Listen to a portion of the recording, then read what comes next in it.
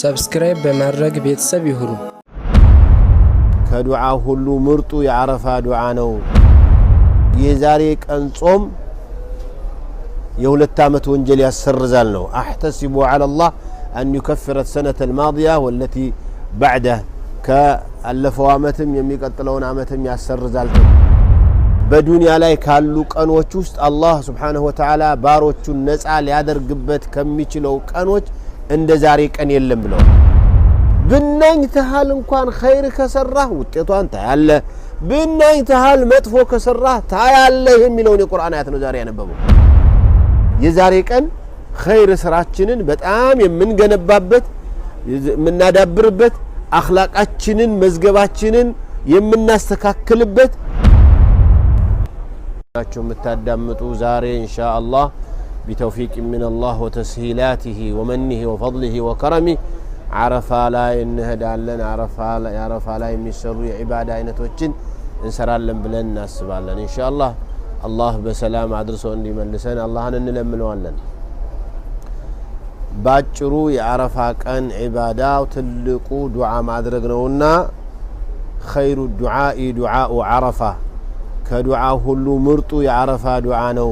وخير ما قلت أنا والنبيون من قبلي لا إله إلا الله وحده لا شريك له له الملك وله الحمد وهو على كل شيء قدير مالتنا ሁላችንም ይህንን የተውሂድ ቃል የአላህ Subhanahu Wa Ta'ala ብቸኛ አምላክነትን የሚገልጽበትን ቃል ማዳመጥና ማስተዋልና ተከታትሎ ደጋግሞ ማለት ያስፈልጋል።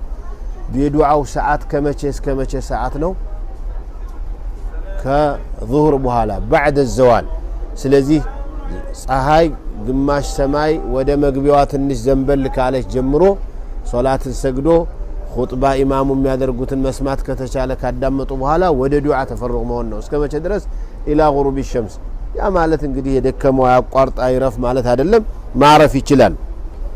በየአካባቢው ሆናችሁ ጾም እየጾማችሁ ያላችሁትም ቢሆን ይሄንን ዚክር እየዘከራችሁ ይሄንን ዱዓ እያደረጋችሁ የአላህ Subhanahu Wa Ta'ala ፈضልና ከረም መጠበቅ ነው። የዛሬ ቀን ጾም የሁለት ዓመት ወንጀል ያሰርዛል ነው። አህተሲቡ ዐለ አላህ አን ይከፍረ السنة الماضية والتي بعده ከአለፈው ዓመትም የሚቀጥለውን ዓመትም ያሰርዛል ተብሎ ያው طبعا صغائر الذنوب ነው ብለዋል ሶሒሁ። ትናንሽ ወንጀሎችን ጥቃቅን ወንጀሎችን ነው። ትላልቅ ወንጀሎቹ ተውበት ስለሚያስፈልጋቸው እነሱ ደግሞ የራሳቸው እንትን አላቸው ነው። ነብዩ አለይሂ ሰላቱ ወሰለም ይህን ቀን በተመለከተ ከተናገሩት ሐዲስ በጣም የሚገርመው ሐዲስ በዱንያ ላይ ካሉ ቀኖች ውስጥ አላህ Subhanahu Wa Ta'ala ባሮቹን ነፃ ሊያደርግበት ከሚችለው ቀኖች እንደ ዛሬ ቀን የለም ብለዋል።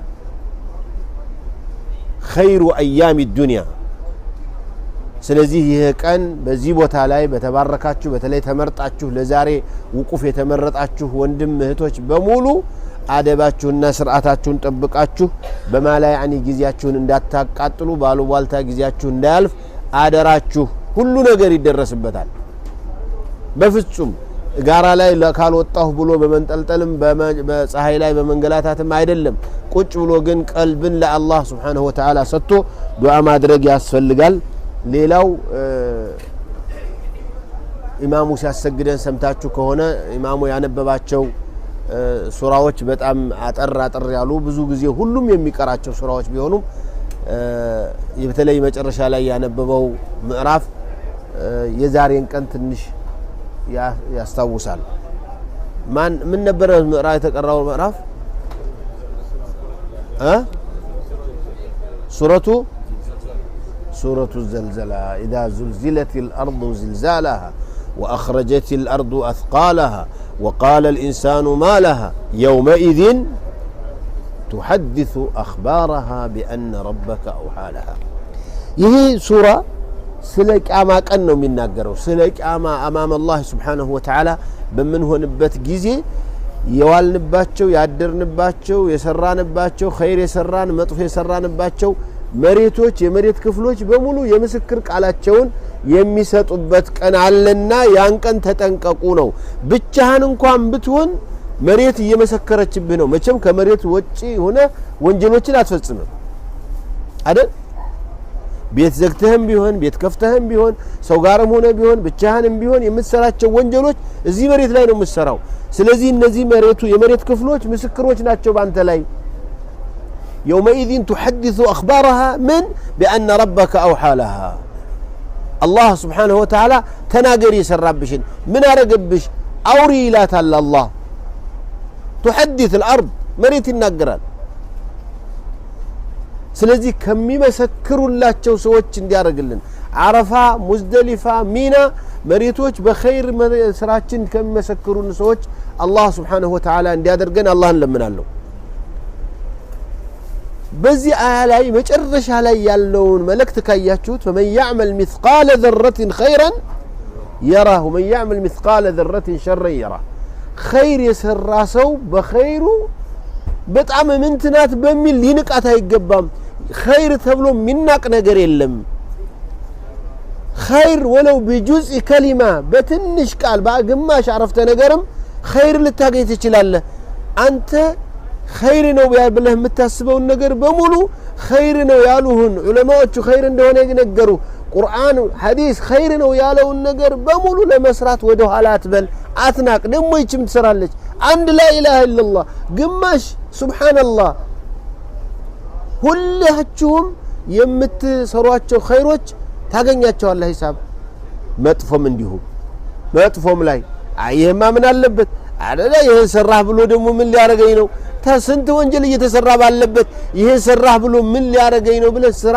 መጥፎ ስራ አትናቀው መጥፎ ስራና ሰገራ አንድ ነው ይላሉ ትንሹም ቢሆን ይሸታል አይደል መጥፎ ስራም እንዲሁ ነው መጥፎ ስራ ላይ በሐሳብም በተግባርም በንግግርም በፍጹም መሳተፍ የለብንም ይሄ የመጨረሻው አخوف አያ ይባላል በጣም የሚያስፈራ አያ ነው ይሄ የቁርአን አያት ለምን ብናኝ ተሃል እንኳን ኸይር ከሰራህ ውጤቷን ታያለ ብናኝ ተሃል መጥፎ ከሰራህ ታያለ የሚለው የቁርአን አያት ነው ዛሬ ያነበበው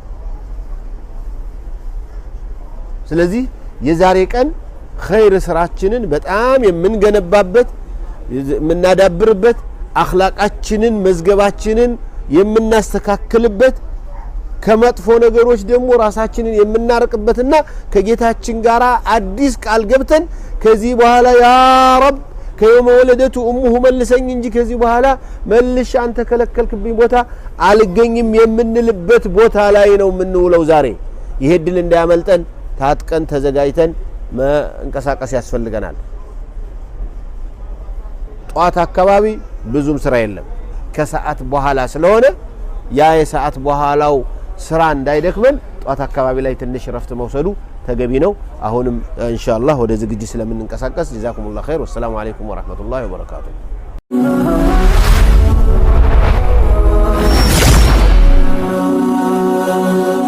ሰብስክራይብ በማድረግ ቤተሰብ ይሁኑ